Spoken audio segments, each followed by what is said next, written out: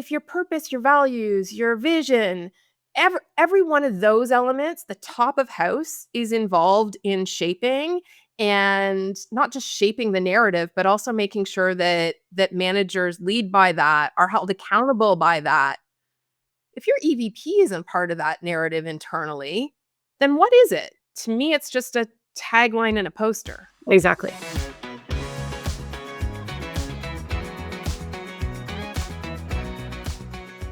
Employee value propositions don't fail because they're bad strategy.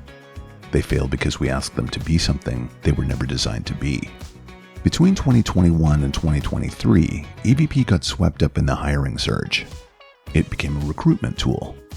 Fast, reactive, and owned by talent pipelines instead of the business. What started as a strategy to align people, culture, and reputation got reduced to taglines and job ads. Today, we're putting EVP back where it belongs, as a two-way promise, a leadership tool, and a compass for how a company hires, leads, recognizes, and grows.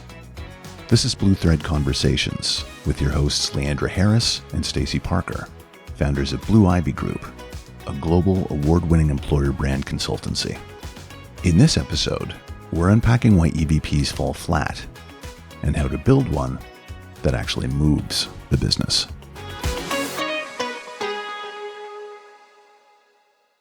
Hello, Stacy. Hello, Leandra.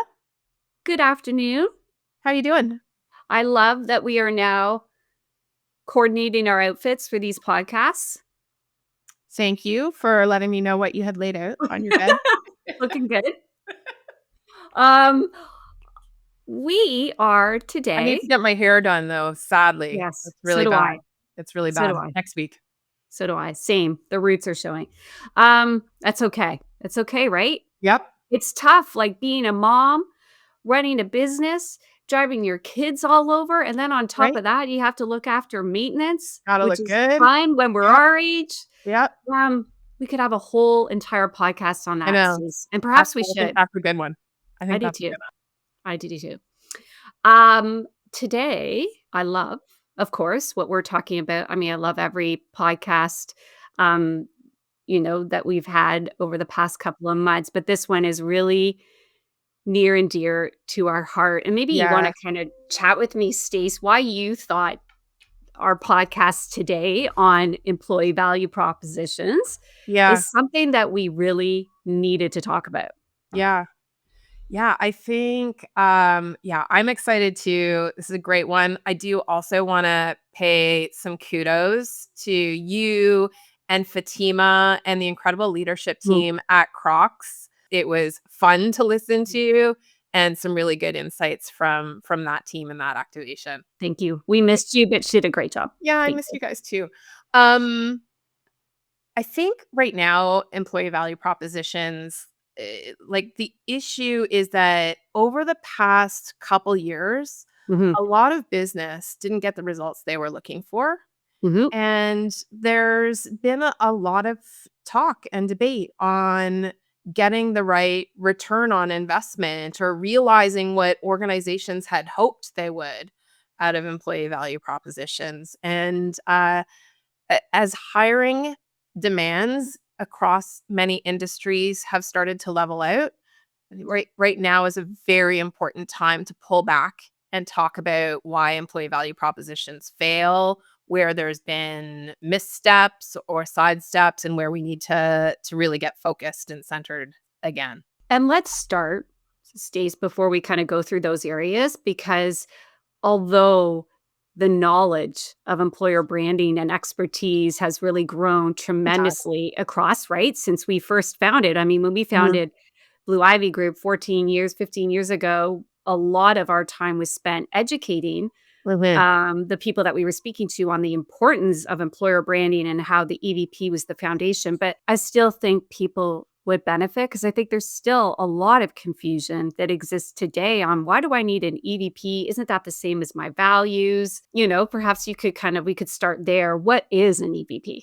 Yeah. Okay. So Simon Barrow, who is the founder, as you know, we both were so lucky to train under him. I don't know, what was that, Yes. about 16 17 years ago, we had the pleasure of training under Simon. He defined employer brand as a package of, I'm reading this out, functional, economic, and psychological benefits that are provided by employment and that are identified with that company. The value proposition are the 3, 4 elements or themes that matter most to talent. That's your employees Mhm. and potential talent that may come in. And when I think of like Blue Ivy, Right. we have always treated the employee value proposition as an element of the culture narrative.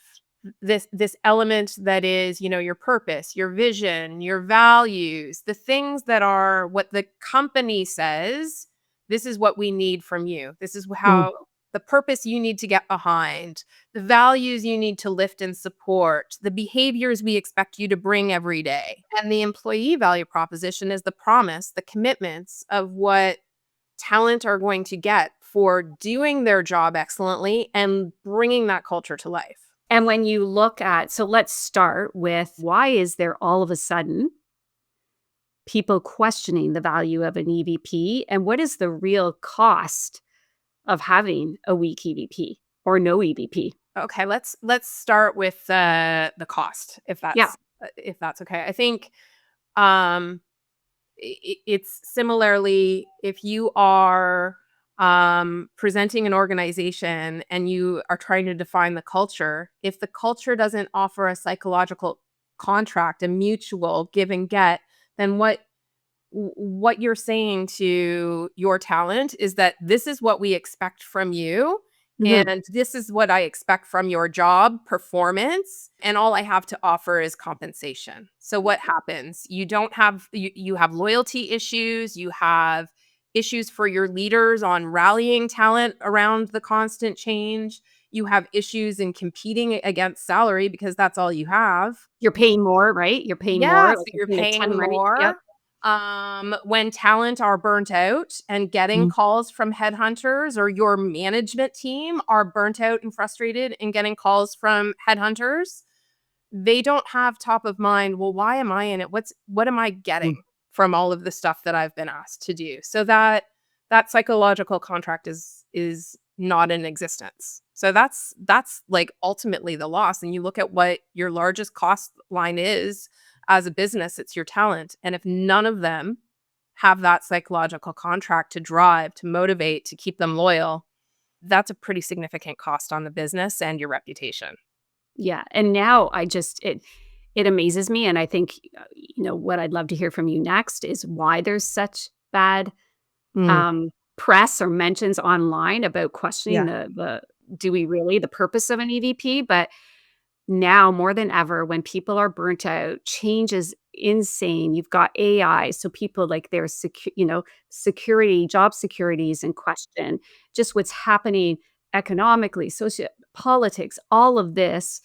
If you don't have a tool that, to your point, makes employees feel connected, and this is what I get in return for doing, you know what I mean? That I think now more than ever, call it an EVP, call it what you want, but you have to understand succinctly, this is what we have to offer our employees in exchange for Exactly. XYZ. Yeah, yeah. 100%. And it's you brought up a really good point about AI and Yes. its impact on company reputation. Mhm. I saw a woman, I think she's in the UK in employer branding space, and I saw that she had shared something we talk about a lot of, like, what are the major feeds of AI to shape perceptions and reputation, and highlighted just how significant Reddit is as a feeder of reputation.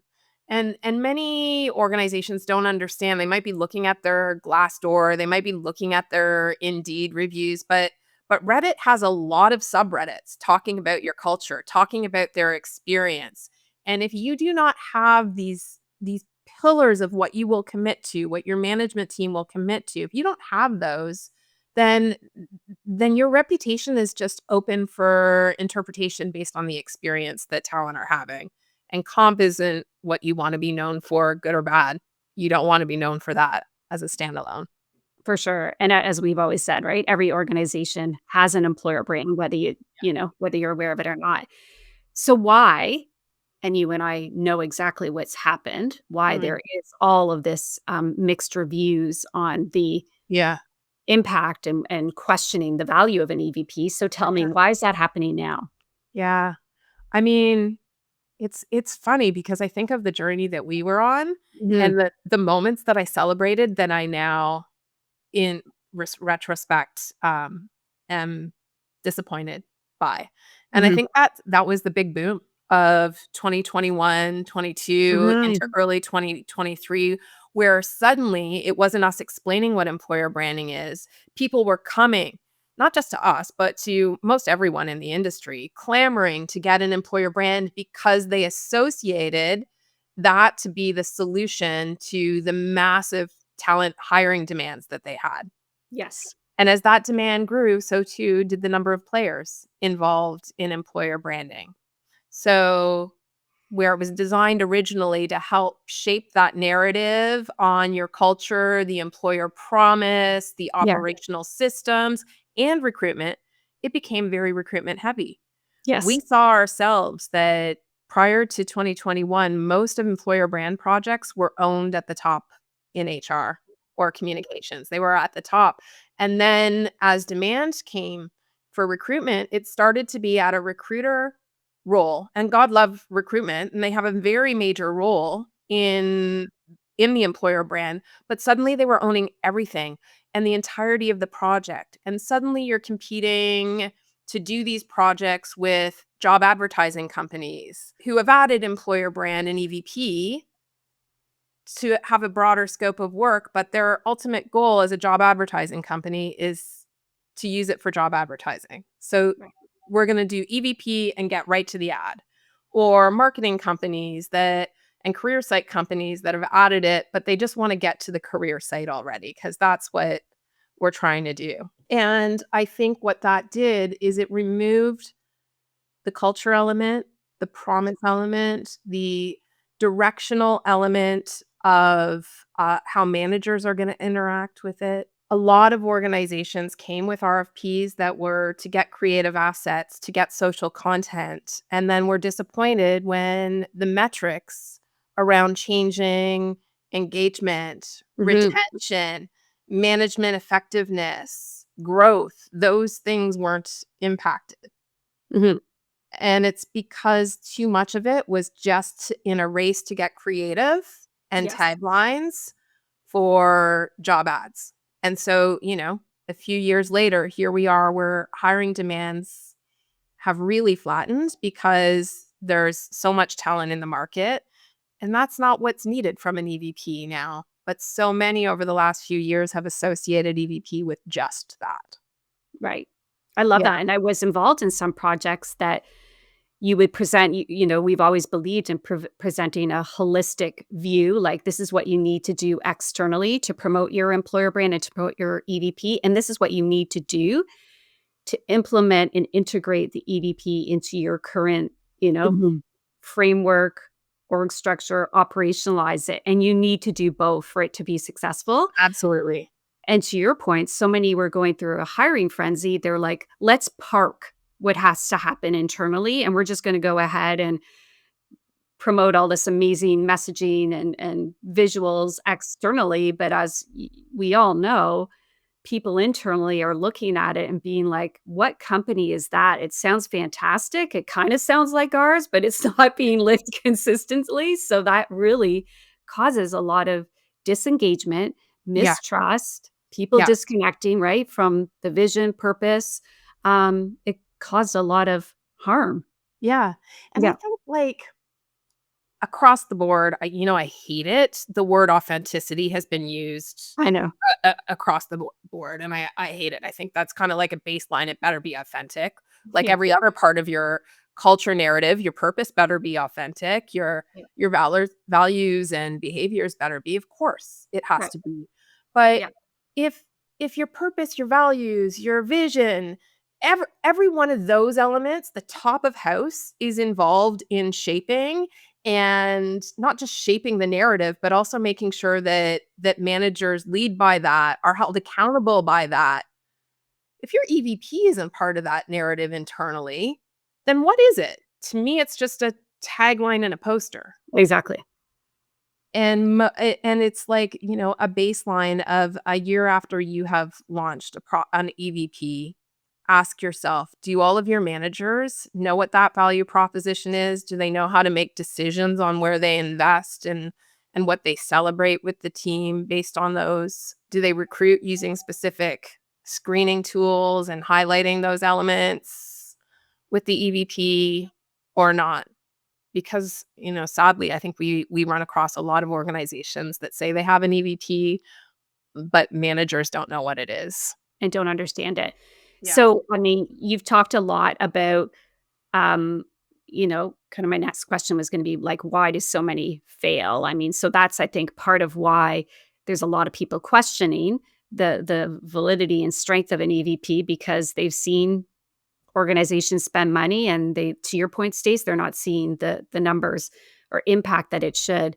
Other reasons I've seen EVPs fail is they're not including employees and the key stakeholder in the research or C-suite. So it's basically built, maybe across some key people, maybe recruiters, maybe even in the boardroom. Like it's just not Yeah. getting all the Yep. critical voices. What else have you seen as to why EVPs fail Mhm. beyond just being externally focused, Yeah, yeah, beyond yeah. not including all stakeholders? Yeah, yeah. So I would, of course, say, including all stakeholders in this, we often talk about missing middle, the managers, which if Yes. you're a global organization, you have a huge volume of management, VP level talent that are the ones that touch the greatest volume of people every day, that are the ones that really are driving culture. And most often they're missed in the EVP research, in the what this means for them. But I think what is also missed when we talk about operationalizing it Mhm, is, what does each pillar mean for us? mhm. What are the key decision points? Like, who's going to govern this from an Yes. HR lens? Of course, I really think HR should be a very key driver in terms of how we're governing. What programs are we? So, if let's say personal growth and mentoring are pillars that you stand by, what does that mean you're doing? What in bad economic times are you never touching? Because this is something we know we stand for. How are we making sure these things are better than our competitors in the space? Like, how are we articulating this and measuring it? Do managers know? And I think really like looking at the HR level and then at the management level. How are you integrating this into your day-to-day? Mhm. How are you interviewing? How are you celebrating? I think like having different pieces of governance, different pieces of communication that are internal, and then of course recognition, rewards, performance management. It really has to be there, just like the rest of the culture narrative. There are, though, a lot of companies that have done this well, and we've seen the impact. So what can a strong EVP Stace do for an organization? What have we seen? Yeah, well, we've seen a lot of it, and there's been some beautiful examples. With I feel like more of our clients in the last 24 months are starting Yes. to lean more heavily into the fact that this has to be internal as well. Yes. And I think the first thing is governance. Like, who owns the employer brand overall? Don't let it just be one function. Recruitment, talent acquisition are key players. Mhm. But if it's going to be integrated as something that's a rallying cry for talent, who then owns it from a management and leadership lens? If it's going to influence the programs that we invest in and some of the decisions we make, who owns it then? And we've seen that really an employee experience team or an internal operations team, they have an ownership lens. There's an executive sponsor that usually owns an element on the C-suite. Marketing owns an element of it, and acquisition and communications have pieces. So there's a multi-prong ownership level with different KPIs and Yes. governance. I think that's what's going really, really well.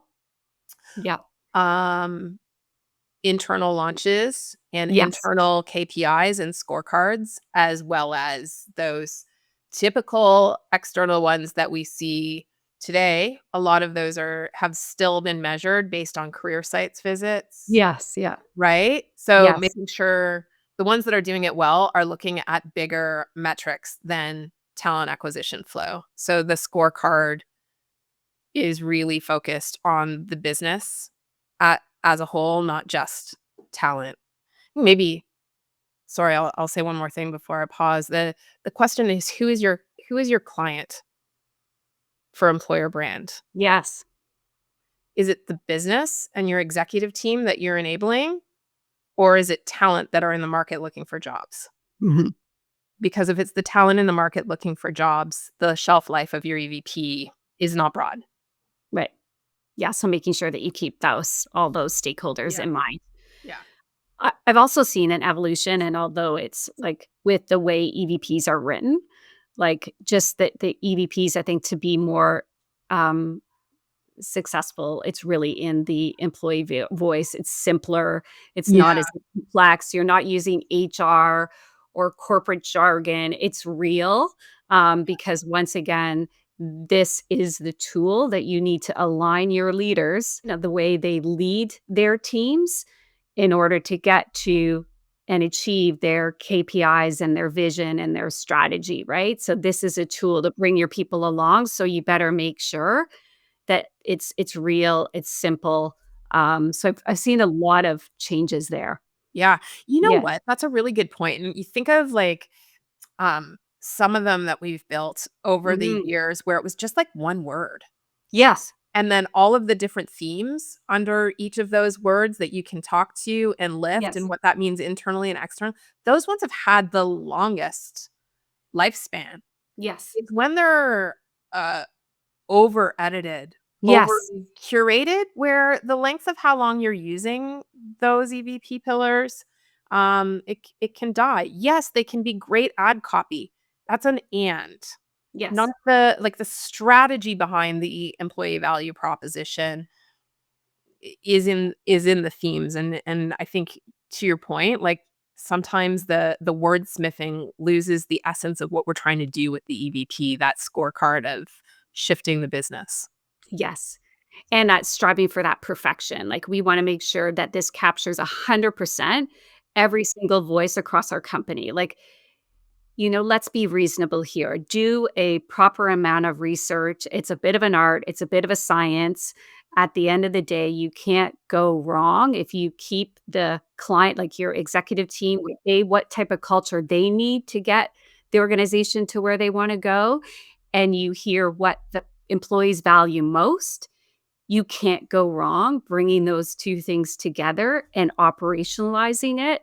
You won't sound like everyone else in the market. You'll have your own kind of unique culture, and everyone will be on the same page, and employees will feel valued because 'cause they're getting what's most important to them in the experience. EVPs also tried to be, to your point, like, they Yes. tried to be too many things to Yes. too many people, during that hiring blitz, Yes. and it that caused an issue. And now leaders are saying, like, I need people to bring this to the table." So, Ye there's things like the anti-EVP from Shopify that are Yeah. really like, no, I want to make sure that we're pushing away talent that are coming here. Like, I want them to know exactly what it is Mhm. that we need, and I want them to know who we are not as well.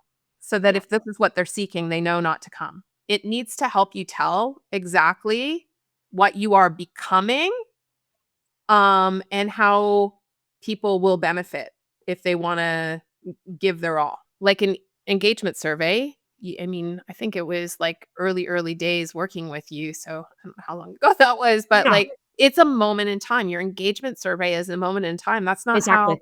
your talent are not that engaged throughout the year. Yeah. They could be more engaged or they could be less, but that moment in time, that tells you how they are. And if you're doing a lot of research for your EVP, that's reflective of how talent feel right now, what Mhm. matters most right now, and what they value right now. Mhm. And those things today can be about teamwork and stability. Like we see themes that come up For over and sure. over again because of the world. Yeah, what's happening, And and that's yeah. why, frankly, some themes are consistent across organizations Mhm. because world events do impact psychologically what matters most to us. But if we're able to get at that heart, like you said, and have enough flexibility and listen and monitor on an ongoing basis, then it's going to evolve with you. Your EVP should evolve with you, much like your behaviors should be expected to evolve as the business shapes. So, yeah, over wordsmithing is a losing exercise. It's important for specific elements like ad copy and recollection, but it's the foundations that help you grow. So let's wrap things up, Stace. Like, where do we see EVPs going in the future? What do you see? I think you kind of talked about it. I see them like I think you have to have an agile approach Hmm. with the way you are building your EVP. It's an ongoing exercise. You've got to constantly be listening to your executives and understanding where they need what the culture needs to be to get them to where they need to go with achieving their financial goals and vision, etc. And then constantly listening to employees, having mechanisms in place, listening online, listening internally to what matters most to them because it does shift, and just having this agile way to tell stories. And you don't need a lot of money to tell those stories. I think there's incredible things you can do with iPhones, and um, developing and pushing out content is easier than ever. AI can be a great tool once you're EVP, and that's I think another area where we've seen EVPs fail too is using AI because then it just everyone sounds the same as everyone else, and where's that heart? But you have to have a framework or process where you're constantly, evolving and shifting that message and listening. Yeah, yeah, Mhm. What about you? agreed. Agree with that. Yeah. Say the ands are that I see it elevating within ownership within business. Yes. I think leadership teams are more and more with review sites and transparency. Leadership are being evaluated online now Yes. more than ever. So it used to be the holy entity, which was easier to hide in, and now leaders are more aptly evaluated online, and they need the employee value proposition as a tool for how they interact and commit and contract essentially with the talent experience and lived experience. More and more we're going to see management value propositions, leader value propositions because they need pride. They need to know that the company that asks so much of them is also committed to that. Like there was an era that we were lucky enough to live in where becoming a manager or a leader had a lot of cachet around it. Like it was like you had joined the club. And I think that there's a real opportunity with leadership value propositions to create that pride and that special club. Again, what's the unique commitment for leaders? Like you said, like the measurement, like scorecards Yes. are it. And more, I think we're going to see companies understand that, again, the employee value proposition is not a tool exclusively for recruitment. It is a key element of your culture narrative. You need to have a psychological contract that is touching the benefits that they get and evolving, helping you to evolve where you're really focused, what programs you're really going to invest in. So I think that those things are going to be the bigger elements in the evolution this year. And my prediction, Stace, is we are Yeah. gonna see more organizations focus on EVP in 2026 because in 2025, a lot of organizations, they were heavily focused on values, Yeah. right? And making sure that, you know, Yeah. among other Yeah, you're You so know, and right. AI, right? Like, just making sure, like, AI forcing them to focus on their values and what we stand for and Yeah, revisiting those because employees want employers yeah, to have a stance and stay true to who they are. yeah, Next year, they're gonna be now demand their employees are now gonna demand, "Okay, what's in it for us? You've got yeah, AI, you've got" so I yeah. think we're gonna see a And they're real searching, increase. right? They're Yeah, searching that way. So your little tagline isn't going to be the answer that they're seeking when they're looking for information about why I would join and why is this company better than the other. And top talent, which is what we're all clamoring for are going to be looking for the deeper answers which come from your EVP. You're so right on that. And like to your point about how many companies have invested in the vision, the values and the yep, purpose last year, like, again, when you skip the EVP as a part of that, like, when I you know. go to do the big launch, I love when I pick up the phone, "Okay, we need your help to do a really exciting launch of our values and behaviors to the I know, and company. you're like, "How are people gonna We get wanna excited now?" create something that's a big momentum and not Yeah, just gonna be on our walls." And they don't see the value of the EVP in that. It yeah, it it doesn't matter if they were in workshops, if there's not a part of that that's about what they really get and how they can see their life evolve with that work, then it will become nothing more than words on a wall. 100%. Yeah.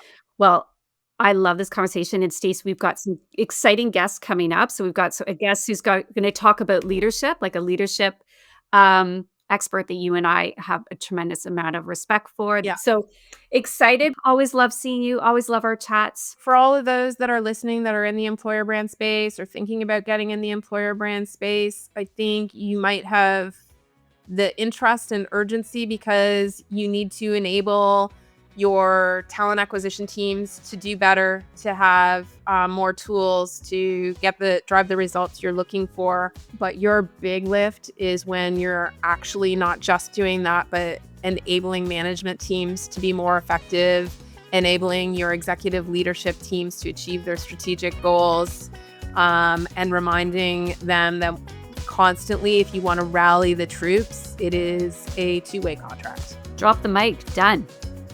Thanks, Stace.